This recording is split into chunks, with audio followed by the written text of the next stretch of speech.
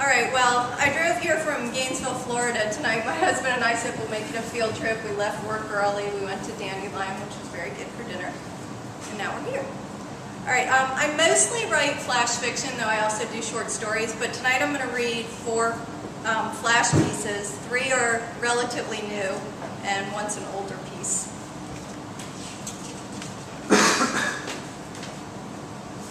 Fairy tale, perhaps. He took the night shift at the convenience store because he wasn't sleeping. He was numb. Love, loss, he needed money. He had a dog to feed, an apartment with 2 small windows and chipped terrazzo floors. He expected a certain type of customer, men with red-webbed eyes and shaky hands, their mumbles sounding like prayer when they paid for tall boys with coins and crumpled bills. Loud teens craving burritos and barbecue chips, an ER nurse stopping for milk and chocolate and a can of cocktail peanuts before heading home. He expected these people.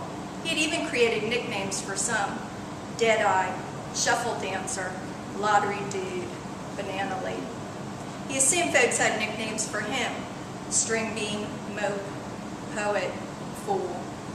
What he hadn't expected was her. Saturday night, a woman in an emerald green gown, silky, low cut. She was beautiful, famous maybe. She roamed the aisles with an airy madness, a glide, her arm out at her side, a small silver purse dangling from her wrist. Her hair was black, or brown, or red. She sang something he almost recognized but didn't. He watched her and scribbled words in the notebook he kept at the counter. She came to the register and placed a pack of mint gum in front of him. "One kiss will make it better," she said. He frowned. Was she talking to him? "Yes, you," she said. "Just one, and then I'll go." She leaned in, her eyes closed.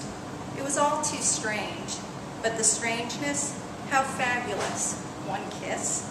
He kissed her and she tasted like mint, as if she'd already opened the pack of gum. "Thank you," she said, and then she was gone.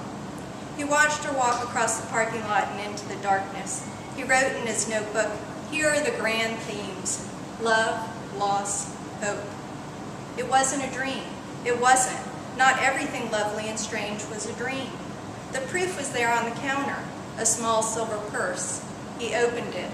2 $20 bills, a tube of lipstick, nothing else. He walked out of the store with her purse in his hand, and he stood in the empty parking lot staring up at the stars. He wouldn't go back inside. He'd wait for her return.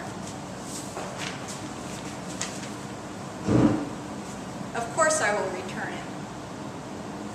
The woman I want to be lives 3 houses down. She's a poet and has one of those charming bohemian cottages, white with a bright red door, blooming begonias and marigolds and pots on the porch railing, small white party lights strung in the trees. It looks festive in the evenings, even if she is perhaps reading or writing, or baking the cookies she sells at the farmer's market, or making pears from a basket of socks. She rides her sky blue bicycle all over town. She leaves it parked against the mailbox when she's home. Late afternoon, she sits on her front porch in a plum-wing chair, her legs thrown over the side while she waves a pen in the air, as if she were conducting a symphony of bees.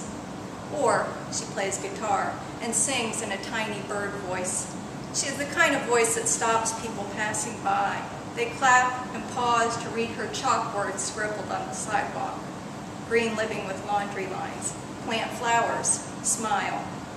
Sometimes a guy with a full beard and a big laugh comes over, and he plays guitar and sings too. Once he brought a conga drum.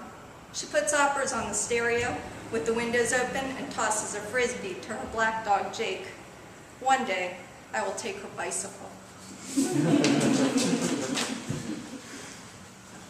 Okay, young woman seated in the art museum.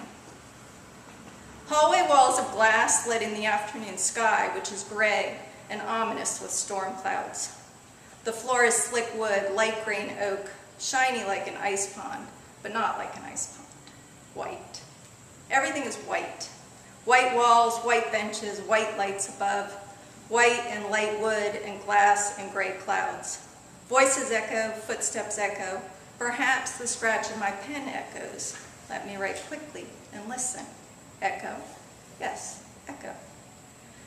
security guard at his desk, has he read the brochure on this new pavilion dedicated to showcasing contemporary art? Does he read behind his desk Art News or The New Yorker? Or does he read the sports page, a mystery novel? Does he wish he could pull a piece of gum from his pocket for mint fresh breath in case a lovely, lonely woman wants to know where the Liechtenstein is? It's so quiet, just me, the guard, nobody else. Will he allow me the freedom to do what I wish? Experiments in art. Will he let me sing loud, very loud, an opera, an aria, something made up but believable?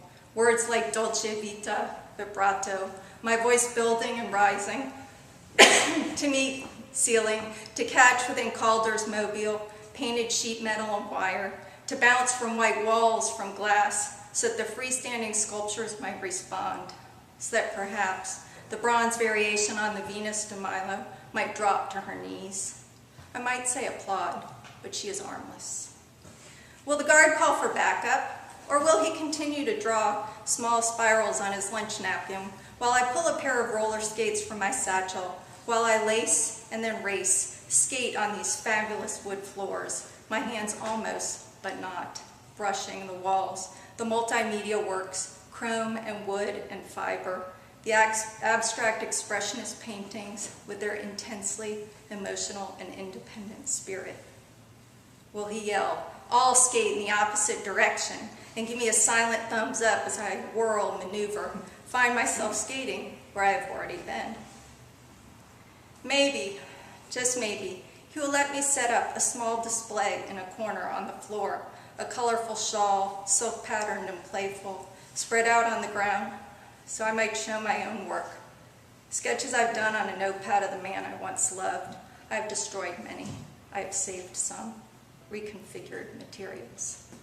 Does the guard with his uniform and a serious stare long for me to do something introspective and expressive? A giggle, it escapes me. It echoes, tumbles, and rolls alongside Venus's legs. It slides along a series of photographs. A giggle, a misplaced blurring of boundaries. He's watching me, frowning. I must rise now. Go, skate.